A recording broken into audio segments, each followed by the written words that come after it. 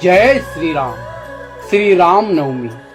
राजा दशरथ पुत्र श्रीराम प्रभु, मर्यादा पुरुषोत्तम, एक वचन, एक वाणी, एक पत्नी, ज्याने पितृवचनासाठी 14 वर्ष वनवास भोगून अनेक दुष्ट अत्याचारी राक्षसी वृत्तींचा नाश करून अनेक जीव शिला पावन केल्या, तो मर्यादा पुरुषोत्तम श्रीराम प्रभु, ज्याच्या नामस्मरणाने पदस्पर्शाने धरती पावन झाली।